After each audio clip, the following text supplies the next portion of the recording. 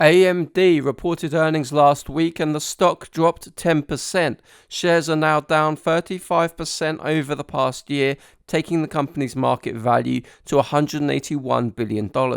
Account for cash and debt on the balance sheet, and the enterprise value is $179 billion. Revenue over the last 12 months comes to $26 billion, with $1.6 billion of net income, $6.8 billion of adjusted EBITDA, and $2.4 billion of free cash flow. So AMD stock is now valued at just under 7 times sales and 113 times earnings.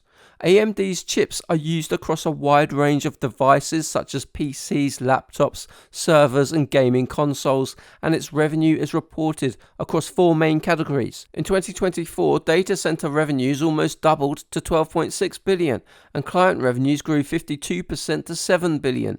But gaming revenues fell 58% to $2.6 billion, and the embedded segment fell 33% to $3.6 billion. Despite those mixed results, AMD is well positioned thanks to its diversified portfolio of CPUs, GPUs and various other processors. Management is betting that different types of compute require different types of hardware, and that seems like a good strategy. NVIDIA GPUs, for example, are regarded as superior for artificial intelligence training, whereas AMD chips could be better suited for the AI inference phase.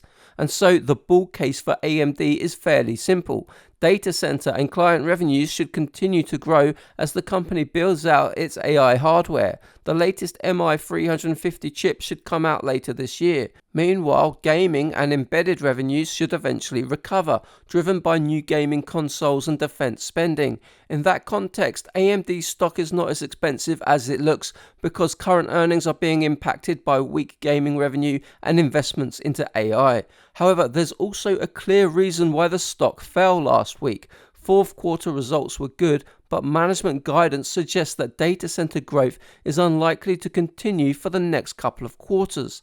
AMD CEO Lisa Su said that data center revenue for the first half of 2025 would be roughly flat, implying a modest slowdown in GPU sales. That may not matter for the long term, but it does raise questions about the company's valuation. For example, if you assume the company can grow its top line revenues at 20% per year for the next 10 years while operating with 13% free cash flow margins, the company should generate around $104 billion of free cash flow over the next 10 years.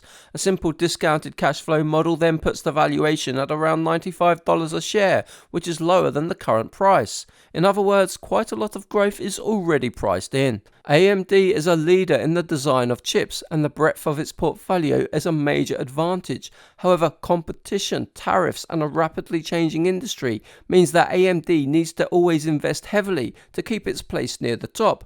That makes this a tricky stock to value, and considering the modest guidance, now may not be the best time to put money into the stock. But these are my personal opinions, not financial advice, and I hold no position in AMD stock. For more investing videos, make sure to visit my website at 3minutebreakdowns.com. Thank you for watching.